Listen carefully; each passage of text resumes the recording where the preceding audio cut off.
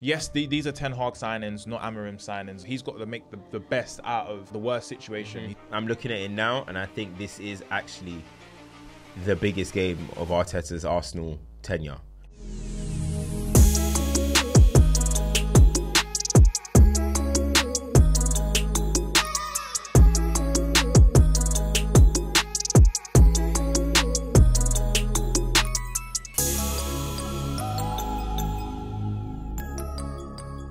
Why does it feel like we don't film enough?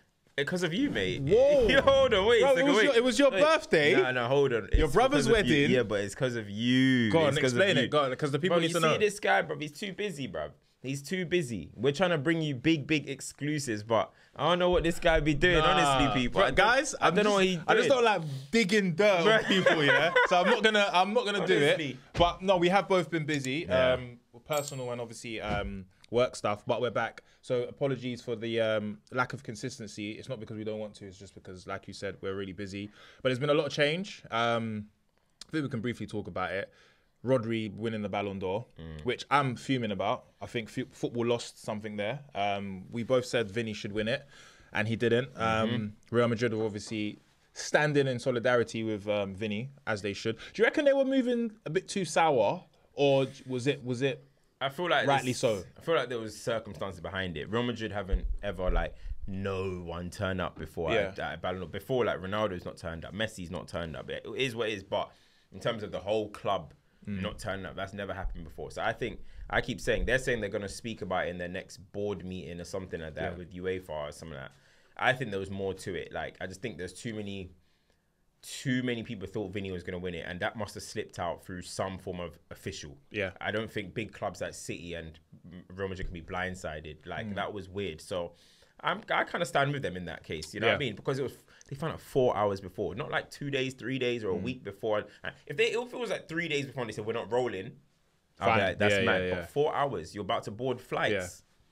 No, it's dark. But at the end of the day, Rodri is a world-class player. So it's not like, oh my God, he gave it to I don't know, Steven Pienaar or something. You know, it was a top-class player. But football has had a drastic turn in terms of results. Now, Arsenal have lost back-to-back games. Who's this who? Why'd you always do this? This is what happens, bro. This is what happens. Are you my brother? Okay. Yeah, but still, I've just come back from a health check. I'm good. I'm good. Yeah. Did they give you the all clear, bro? All clear. I'm good. I'm on the spot. Results. Wallahi, on the spot. I was just talking to Tom just now. Yeah. I'm blessed, bro. Do your thing. Gotcha. I'm joking. I'm joking. But yeah, there's been a lot of inconsistency in results. Arsenal and Man City as well. Stuff that we probably before the season wouldn't have associated with these teams, But I want to start with Man City first. They've lost 3 games in a row. In the League Cup, they lost to Tottenham. They also lost to Bournemouth, was it? Yep. And then they lost in the Champions League to Sporting Manchester United. Now, I've watched some of the pundits speak about it. I listened to Pep's, the conference after the game, and he doesn't seem phased, but you can see in his face he's fuming. Right? What is the issue with Man City? Because for me, I think it's Rodri. I think Rodri not being there, and I also feel like Kevin De Bruyne not being in there as well. What they're used to, and you mentioned this a few weeks ago about with Haaland, he needs to have service. He needs to have someone who's going to be able to chase his runs or whatever. But it just seems that they're getting overrun in midfield, but then also they're not as fluid as they have been. Yeah. What do you reckon, in your opinion, the cause of that is? I mean, Rodri is a factor in terms of he can't be replaced in terms of their team. They haven't got a backup 6. So they're trying to play 2 midfielders up in there in Kovacic. They're trying to play Gundogan, who's come back and not really looked like Gundogan. I'm thinking he's probably thinking, why did I leave? Yeah. Literally. They're flying right now. Yeah. And then you got Rico Lewis, who sometimes is playing in midfield or he's playing at right back. I just think they're very flimsy. Very flimsy. We can talk about, KDB. I'm thinking about it. KDB, yes, he's world-class, arguably the best player in the league when he's on form. But is he going to be the one that stops teams running through transition on them? No. Is he going to be the one that's defending for Man City? No. So, he can help create and stuff. But when I'm looking at them defensively, that's their biggest issue because Man City will score goals. As much as right now it's not looking fluid, Man City will score goals. but defensively, they are all over the place. And I don't think it's just down to Rodri. I'm actually looking at it. Stones is in and out of the team. Diaz is in and out of the team. Akanji was in and out of the team. Ake was injured. Rico Lewis. Kyle Walker's very bad right now. He's like worst form of his life probably. Rico Lewis is in and out. Only people that is consistently there is really Vardio at left back. I think it's I think just in a whole concoction of things, there's just so much wrong with City defensively, I think. And every single game, a team is having a one-on-one versus them. Gyökeres had it. Adama Traore had like 3. Semenyo was absolutely... Semenyo. Semedo even against Wolves. They should have went 2-0 up. Teams are easily getting through Man City. And that's the big worry, man. I know there's worries about Haaland and Foden and this. I trust them to kind of get back to it when they need to get back to it. But defensively, I think they need to dive into the market, bro. I think you see with City, there's an element of like too much success can sometimes make you not want to make drastic changes. Yeah. I think City have done that over the years where they've made marquee signings and changed things that we feel like is perfect, you know. But I think at this point, it's like they have too much of the same type of player. You're gone. I feel like I look at Akanji and Diaz, and they're obviously like enforcers in defense. But in terms of on the ball or passing, I don't think that's their strength. Yeah, Akanji's okay. He's okay, but he's not the best. And like you said, Ake's injured a lot. And Stones is basically that defense is like it's his. When he's fit, he plays, right? When he's not playing, it's kind of up to the rest of the defenders to do well. And I've seen that they're very, very shaky. Even the goals they concede are not Man City-like. It's very clumsy. And then when I look at their attacking options, I've never been a fan of Doku, personally. Great, I think Foden has, you know, he scored against Sporting, but we haven't seen much of him as well. I think also, and I wanted to ask you this, is this what City do? You know, when they start bad and they just figure it out as the games go along? Or are we overreacting? Because it's 3 games, and it's not, I don't think they've done that in a long time, but 3 games in a row where they've lost, all in different competitions. Are we overreacting, or is this going to be the start for them to like realize that we've got to be a bit more better than we've been? They need to. They need to do it fast because Liverpool are on form. And if you look, Bernardo said it himself. He said everything's just going wrong at the moment. Like they don't know how to like get out of this. But bro, like listen to the names that you said, I think sometimes, and I've said it on FCM, and I think it just, I'll say it to you. I don't know, you might not have seen it. Don't we think sometimes we look at these things in the eyes as if like a Pep lens? So when I say Pep lens, I'm like, we look at it and we're like, oh, Pep has that player, so that player is going to be good. That player is going to do bits. But let's just actually just strip it back, Some of the names that you've just mentioned, right? Doku, let's say, Savio, Jack Grealish, Bernardo, Haaland. So like Haaland, world class. I think he's top end. Foden showed he can be that, but we're still kind of jury's out at the moment for him. But let's say he's top end. Rodri top end, KDB. Other than that, I feel like there's always a small little decline in City every single year. And last year, the last 2 years, Arsenal should have punished them, bro. Arsenal should have punished City in the last 2 years. Let's not act like the last 2 years. Okay, they won the treble, but Arsenal bottled that in 22-23. Last season, I think Arsenal should have went and won it again.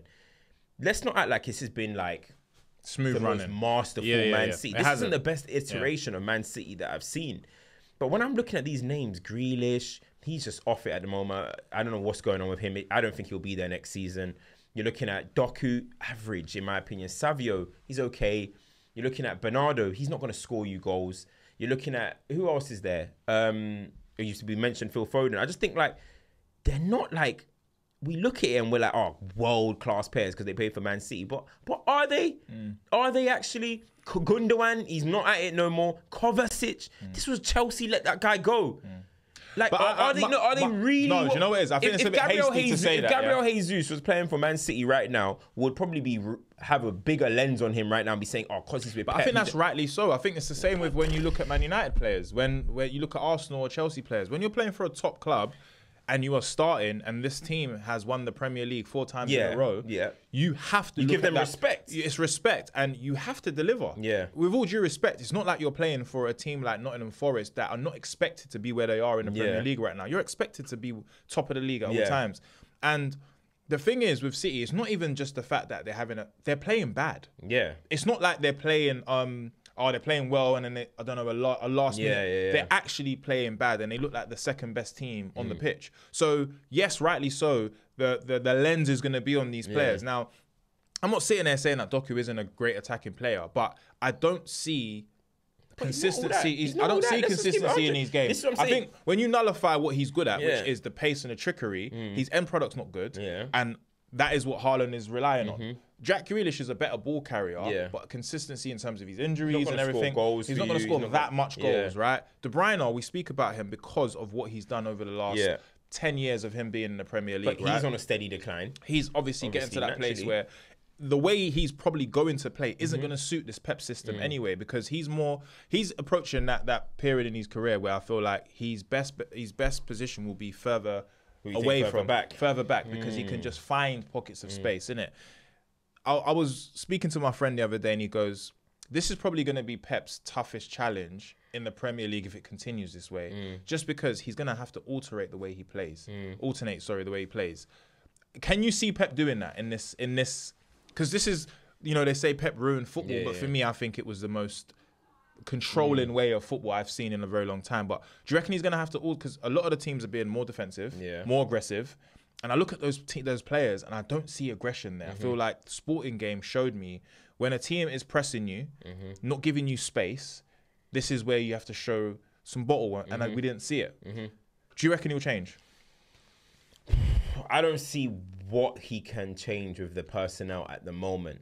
Only thing I keep saying is I would like to see City relieve the ball sometimes. Let the other team have the ball. You guys set up and you guys hit teams on counter-attacks. That's anti-Pep though. That's very anti-Pep. That's the thing. But that's where Erling Haaland thrives. That's where KDB will thrive more. Because right now teams are just camping and knowing City are going to pass it side to side. And then when they get that ball, we know we can storm past Gundogan, we can storm past Rico Lewis, we can storm past Kovacic. You know what I mean? And Nunes has been playing an attack lately, so I'm just like, bro, what is actually going on over there? But I think that's the only way. But I can't see them doing it. And like, the thing is, City are not even playing beautiful football anymore, bro. That's the thing. But look, some people, I always give them respect of champions, as in like they'll be there or thereabout at the end of the season. But I ain't going to lie to myself and act like just because City go on and potentially win a league, I'm looking at the other teams more like, you guys are just absolute disappointments. Because I'm sorry, there's nothing that for this Manchester City team that I'm like, wow, look at the quality. I'm just kind of like, man, yeah, they're storming on a weak-ass era for me right now. That's how I'm seeing it. That's how I see it. But. Yeah, I think there's a difference though, because this era that you speak of, I think has the Premier League table kind of shows you what this era is looking like at this precise moment. And the top four is Liverpool, City, Nottingham Forest, and Chelsea. We had them as one to go down. I mean, this is why we don't know football. Yeah. We're just here to literally speak about whatever. But that's why the Premier League is such a unique league, because anything can change, right? But you look at the form of Nottingham Forest; they've won their last three. They've won their last three Premier League games, and convincingly as well. Forest are on it, man. They're on it, but I don't think it's a weak league, because we'll speak about Liverpool later, but Liverpool have shown, even within games, they alternate it. I look at the Arsenal game where it looked like they was going to lose, but they just didn't give up. There's something about Liverpool this season that we probably didn't see. And we said at the beginning of the season, we was like, they're either going to be on it or they're not. And they seem to be on it right now. Whereas with City, it's only one loss and 2 draws. So it's not the worst. Yeah. But it's just that the last 3 games, because we can only go on recency, has been terrible. I just think it's like, I'm not saying it's a weak. What I mean is just like, I'm like, it's Arsenal not what it was. Amazing. Yeah, like when we speak of the proper City teams, yeah, they were going up against exactly, all in their primes. Yeah. I'm looking at it now, and I just feel that the team is wiltering away a little bit. Rodri is obviously in his prime, but he's injured for the season. We can't talk about KDB's not in his prime. Haaland is I guess you can maybe say approaching his prime, even though he's a monster, but he might be approaching his prime. Foden approaching their prime. But then you're looking around it, Doku's still classified as a young player. Savio's a young player in a new league. The defenders, Stones is out of his prime now. Do you know what I mean? Like maybe Vardy you can include into that. They're in their prime. I like Vardy. Me too. But I'm just looking at it. It's like, I just think that City in the summer, if they win this league, I always keep saying, if they win this league, Arsenal should just look at themselves, because this is a weaker team for me, weaker City team. Liverpool would be disappointed, even though we didn't expect Liverpool to do this. We have to give them respect that they're here now. Yeah. I just look at it like City in the summer. They need to start refreshing that for me, regardless if they win it or not. They need to go out and get. You know what it is? Because City went and bought Haaland, right? But other than they signed Haaland, City haven't really flexed their financial power in terms of we're gonna break the market. They done Jack Grealish, but Grealish's profile player wasn't a Haaland profile player. I'm talking about they need to go out there and be like, boom, Florian Wirtz or Jamal Musiala, or that's the type of to refresh this. Because how long are we just gonna keep saying? But when KDB comes back, the guy's showing each season that his body's breaking down. Naturally, it's fine. Like, we know he's elite, but they're now starting to become over-reliant on certain individuals. We're calling Pep this great master coach, one of the greatest of all time. And now we're saying his whole system's down to one man, Rodri. I don't think it is. I just think the players that he's got in the system don't work with They him. need to refresh that. Doku, I'm sorry. It just doesn't You're work. on to Doku. No, do you know what it is, though? This guy said Doku four times, do you know why? bro. Do you know why? And I'll be honest, he's the outlet. He's their outlet. Yeah. Like, Savio, I'm giving him, like, he's actually First been season, decent. He's great. actually He's been been okay, decent, yeah. innit? Yeah. But I think the outlet, like, for me, Jack Grealish is an incredible ball carrier and a great football player.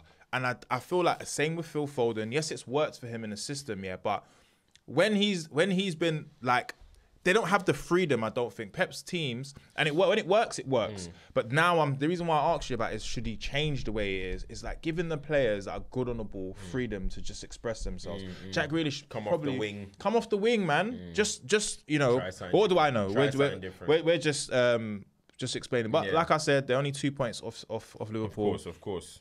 But another team I wanted to speak about was Arsenal. Now, you mentioned it before. You know, it's been 2 years where they've been this close to winning the league and they haven't done so, yeah? I think this is probably the shittest I've seen them play in 2 years. In their 2 years. Yeah. It's so defensive. The creative spark is non-existent. Yeah. Them not having a striker, a number 9, a focal point is I think is costing them dearly. I watch their games and I feel like it's such a defensive team. Like, and now I feel like Saliba and Gabriel are having to do way more than what they were doing before. Now, of course, they've had an injury to Odegaard, but just like you said, it's not just one team. It's supposed to be, you know, a system that any player can come in, right? I think they're going to struggle now because the eyes are on them even more. Now, they've got Chelsea on the weekend. What do you think about that? I still think Arsenal have more quality. At the bridge. See, that's where it gets a bit dark. Yeah. But I think Arsenal still have much more quality. I think there's a little blip at the moment right now. Chelsea against United, I kind of saw... 3 of the last 4 games Arsenal have lost. I mean, look... 3 of the last 4. I know. But I just think with Chelsea, like, against United, they disappointed. They were so disappointed. It was a very, really bad game. I felt like they had better chances and I felt like they were going to win the game, to be fair. And they didn't. But I just think with Arsenal right now, especially the game I saw last night against Inter Milan, I just felt like once a team defends really, really well, you've got no option. And that whole Havertz and Jesus swapping, it just looked like it was messy, right? Now, I speak to a lot of Arsenal fans and they're on Arteta now. Yeah. The tide has turned, people. Yeah, it's turned from trust Arteta to this is your this is his last year. Time, right? Yeah. Where do you think Arsenal are at right now? And, you know, beginning of the season... It was a bit more, you know, this is going to be their season. But 10 games in the league, 5-1, 3 draw and 2 lost. It doesn't look great. I think. Well, and Cam's has got a smile on his face. Bro, I think it's getting dark, bro. Yeah. I'm looking at this weekend, and I think this is the biggest game. Like, Arteta had some big games in the couple seasons before when they had like Smith Rowe was young and Saka was young and they were like rising up. I think they won the North London derby, really got the fans back on side and stuff. But I'm looking at it now and I think this is actually the biggest game of Arteta's Arsenal tenure, in my opinion. Really? Yeah, man. And what makes you say that? Brother, if Arsenal lose this game and potentially go 10 points behind Liverpool in November, lose to Chelsea, who have just basically done their rebuild. Chelsea will go 3 points above them. After not winning the league after 2 years when they've been deemed challengers, I think the fans will start to turn. We're already seeing fans turn. We're already seeing people question, because it's not only results. If it was results, but the performances are like, we're unlucky. It's the fact that people are bored. People are unhappy with the way they're playing. If they lose at the bridge, I fully think it could become a toxic season, bro. 10 points behind in November. Arsenal. Some people are talking about potentially, could they break Chelsea's defensive record? Some people are talking about, what can they really do this year? This could be the year. I think it's the biggest game of his tenure, bro. So do you feel like, because I feel like, before I ask you the question, that he focused on what the issue was with Arsenal, which was leaking goals. Yep. And we've literally given Saliba and Gabriel the title of the best two centre-back partnership. And I don't think that's changed, right? But what we're seeing now is that they've kind of forgotten about the other end, which is goals. Yeah. And last season, I saw that they were scraping. They scored a lot of goals last season. But they scraped a lot of games as well, like a lot of last minute. There was a lot of set-piece goals as well. And the set-pieces don't seem to be working that well for them this season, right? Is this another situation where you got to let your creative players create? Because I've been screaming a lot about, like, the system in football. Yeah. Like, you know, we'll speak about United's new manager now and why I think he's going to be good in the Premier League. But I'm looking at Arne Slot. I'm like, I don't see players in just one place. They seem to just be able to cover ground and there's fluidity. And it's like, yeah, it can be a bit naive. Even with Spurs, it's a bit naive, but the balance for Liverpool seems to be in the right place. Do you feel like Arsenal are they focused on the defensive side of things and have neglected the attack? I think, you know what I think it is, yeah? I think Arsenal and Arteta's overcomplicated things. I think he started focusing on the duels. He wants to win. That's perfectly fine. You got to do that in the Premier League. But look at Arsenal's 11, yeah? Even when Odegaard is there, Arsenal's strongest 11, there's not enough ball playing to try and be creative and score. It's a lot of it is on Saka and Odegaard. For me, Martinelli, that brother... Yeah, bro. I don't know what language he's gonna have to learn. What league he's gonna end up in. We might have not even discovered that league yet, bro. Do you know what I mean? We might not have even discovered that league, bro. But there's not enough. Like, even with Liverpool, for example, they'll have McAllister out there. They'll have McAllister. They'll have Trent. They'll have Gravenberch. They'll have Curtis Jones. All of them guys can play. Yeah. Mo Salah can play. Luis Diaz can play. But when I'm looking at this Arsenal team, they've got Declan Rice in attacking zones a lot. They've got Saka, obviously. Martinelli's not doing anything. Havertz not doing anything. Then you go defensively. Then you go in the defence. They've got Calafiori, let's say, and Timber. Calafiori is good, but he's not going to be the offensive weapon that a Marcelo is. I'm not saying they need to get a Marcelo, but a proper attacking fullback. You see when Arsenal were really playing their best football, they had Partey, can play. Xhaka can play. Odegaard can play. Saka can play. Jesus can play. Ben White was offering the overlaps. Zinchenko can play. That's about 7, I'm not mentioning the centre-backs, right? That's about 7 high-class quality on the ball. You're looking at the team now, you're probably saying about 4. Probably saying about 4. And Timber's fantastic on the ball. But the zones Timber takes up isn't the zones that Ben White takes up. Ben White was always offering that overlap to Saka. Timber's not as much. Comes inside, he's inverting, I think it's just getting a little bit too complicated. And I think Arteta might have to just look at it and be like, why are we not playing well? We're too rigid. We're too static. We're too robotic. I was saying the other day, why don't Saka and Martinelli some games, like especially against Newcastle, Lewis Hall had, and they tripled up or doubled up on Saka, but Lewis Hall had Saka. Livramento had thingy. Why at one stage, one of you just can't be like, yo, I'm struggling on this. Let's swap. Quick, bro, I remember the other day, we're not the greatest example as a football club. I remember the other day, Garnacho was on the right, Rashford was on the left. Rashford went to the right and had an absolute stormer of a game. And Garnacho scored, actually. So I'm like, I don't know, man. Maybe sometime just try something different, as you said, you know? Just try and switch it up. But I just think Arsenal have become rigid and very, very predictable. So obviously it's 10 games in, right? What is the difference for you anyway, in terms of the teams that are like doing really well? We look at, like, for example, Nottingham Forest. they're actually playing good football. Yeah. And they're finding goals in every game, and they seem to be able to keep the leads right now as well. What do you think the difference is, and why we've got so much teams that we wouldn't expect to be in the top 10? Obviously, it's only 10 games. You look at the top 10, Bournemouth 10th, Fulham 9th, Brighton 8th, Tottenham 7th, Villa 6th, Arsenal 5th, Chelsea, Nottingham Forest, Man City. It's very different. I don't think we would have this as a top 10 so far in the league. Yeah. I mean, I don't know if there's a particular reason for it. I think like the season will even itself out. Like Forest enjoy that moment. Yeah. Because, do you know what I mean? The season will even itself out. But I think when you're looking at it, you still got Liverpool, City, Chelsea, Arsenal, Villa, Tottenham. You expected them guys in the top half. United are obviously letting it down. Newcastle obviously letting it down at the moment. But you're looking at these guys, and I'm just thinking, a lot of them, if you're looking at it, all have progressive managers, bro. It's such a, maybe Nuno has a little bit of a rep that he's not progressive because of Wolves and Spurs. But at Forest, he's showing that he can be.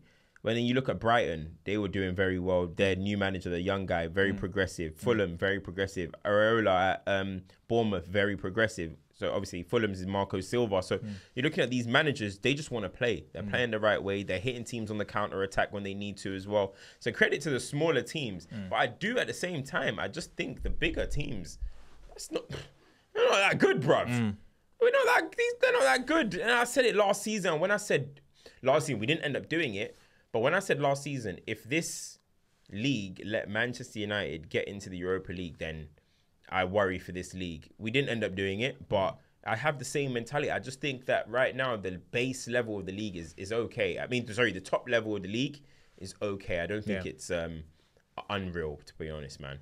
So now, obviously, the news has already broken that Manchester United have sacked Ten Hag, but now we have a new manager. Just a round of applause. Now, Amorim had a great send-off last home game that he'll have against Man City, and it was a 4-1 win. Now, I watched that game for the first time, not just watching what the result was going to be, but just how they played, right? And then... what did you notice? Yeah, I noticed that five at the back, the transition from attack to defend is the reason why Man City found it very, very difficult. So their wing-backs were allowing the midfield players to have support on and off the ball. And I think, like, for example, like Trincao, the way he was pressing as well, and Gyökeres, the way they press as a unit. Now, I find that's going to be very difficult for Manchester United to do because we've struggled with that. It's usually one player pressing. Højlund's going to have to do way more pressing than we've ever seen before. But then I was looking at how is it going to work for Manchester United? With our... Dalot and Mazraoui, that means that someone's going to have to get dropped. A few players are going to have to get dropped. So that would have to be maybe Garnacho, Rashford, Ahmad. Obviously, Anthony is not playing anyway. He's injured. But what do you reckon he's going to do in terms of his player profile? Or what would you say at the starting 11 would be, knowing that he plays five at the back? Ooh, that's a good question. One thing that I noticed with them is... the athleticism. Oh, ridiculous. The two wide men, Quenda, I can't remember the other one's name. Them two out wide were athletes. They could get up and down. One thing I noticed that when they defend in a back five, right? Very flat across the pitch. It was literally like a whole line, yeah? And then as soon as they get the ball, them two are gone. So one thing that you're going to need is those wing backs to have energy, to be an engine. So...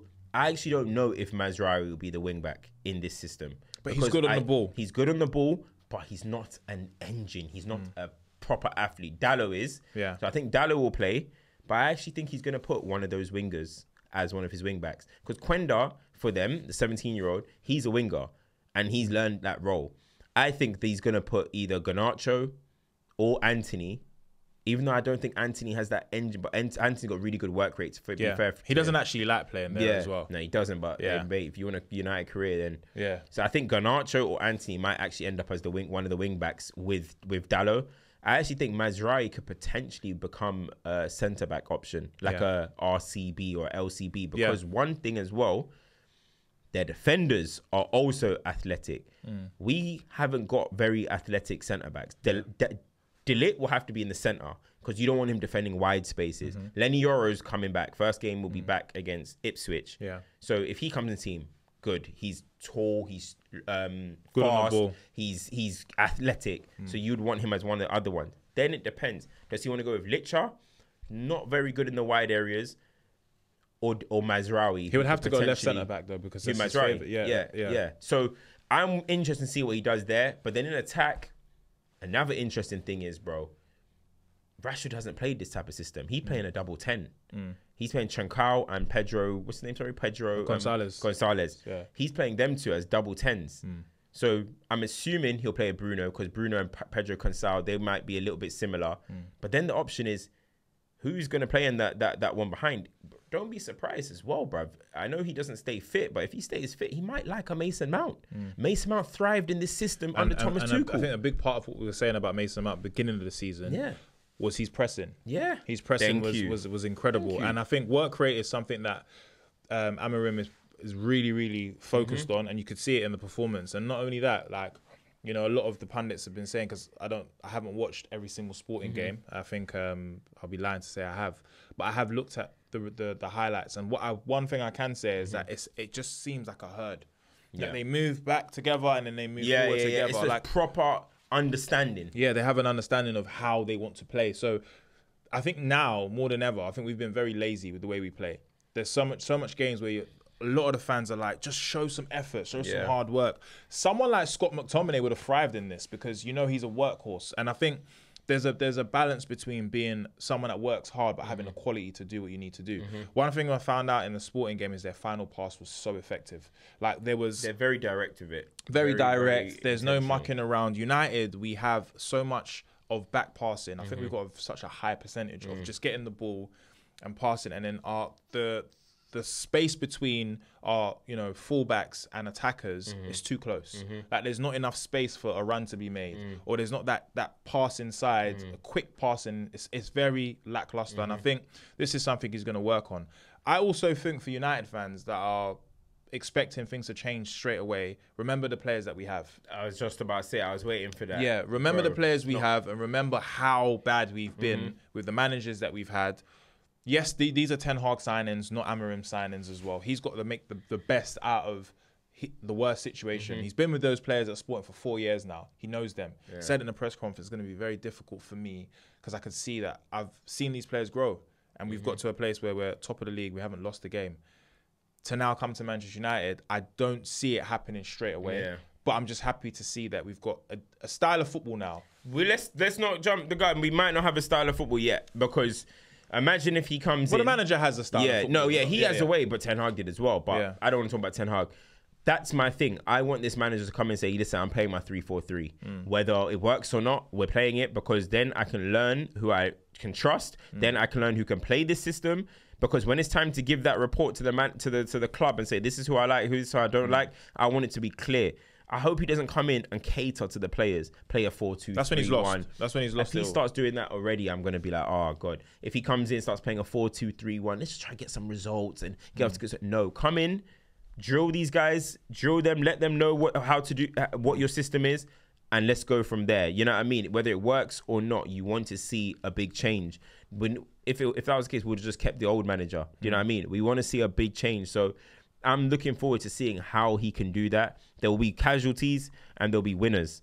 Look at, for example, I always say every time a manager comes in, one person wins, somebody loses, right? Look at Liverpool, Gravenberch, he's won. I mean, with Arne Slot, it was looking dark for him under Klopp. Arne Slot's come in, he's a major winner. Who's going to be that one for us? Can it be Mason Mount?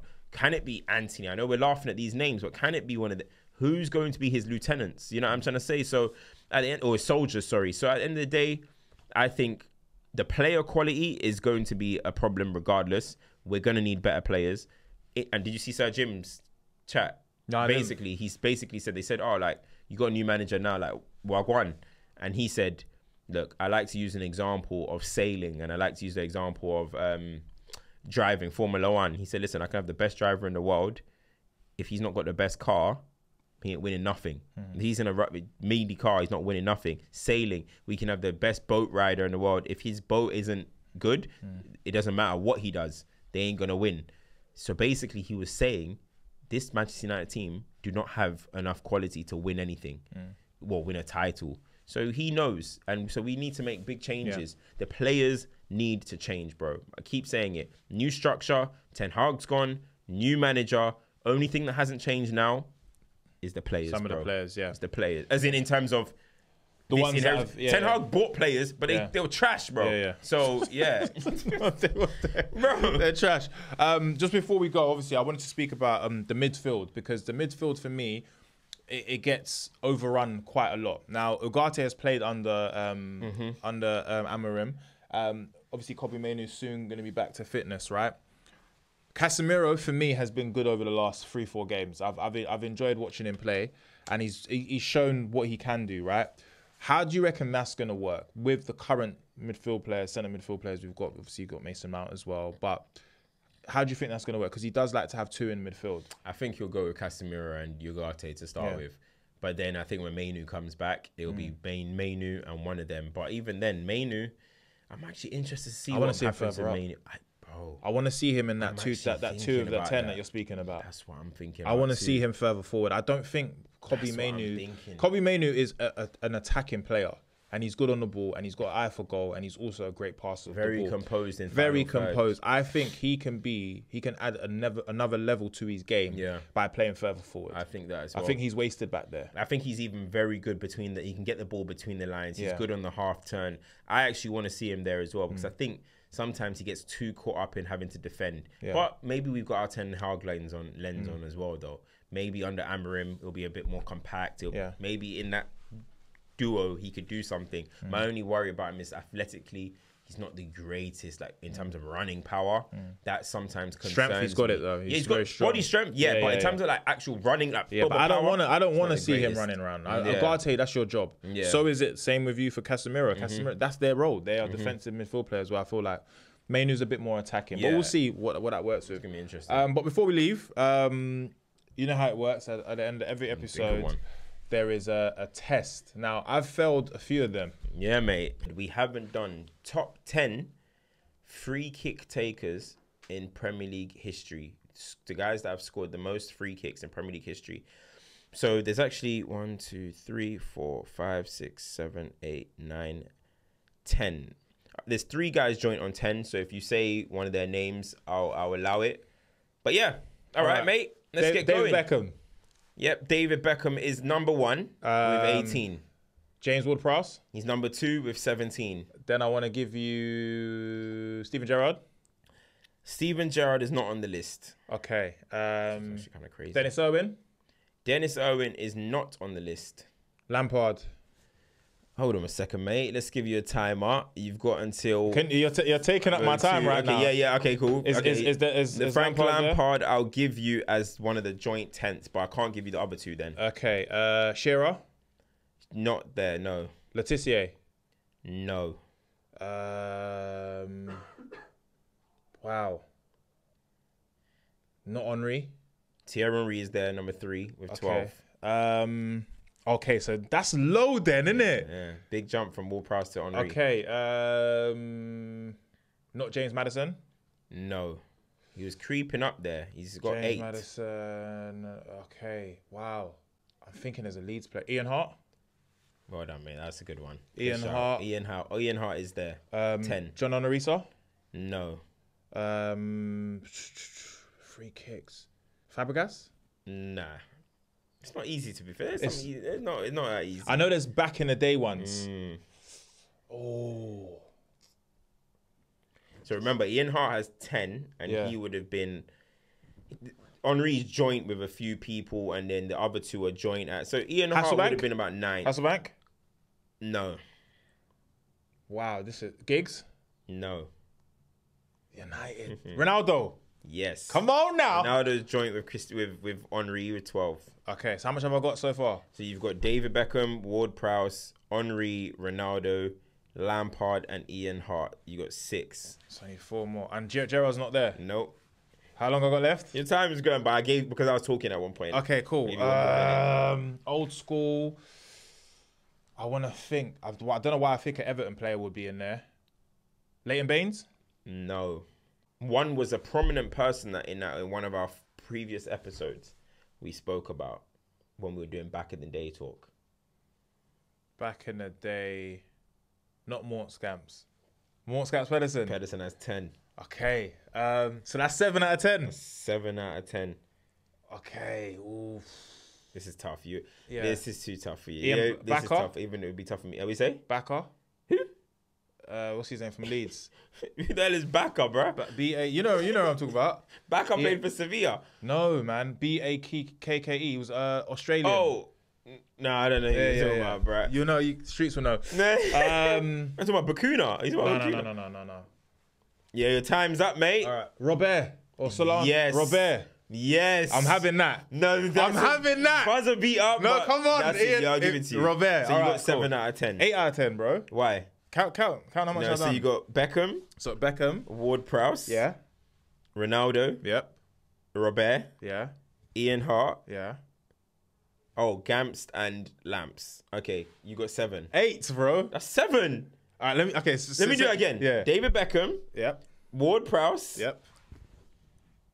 Henri. Oh, I didn't say Henri last time. You got 8. You got 8. Got 8, bro. You got 8. 8 out of 10. That's not bad. Well That's done. not bad. That's my highest. Hold on, that's All good. right. So the 2 people you missed out on, Yeah.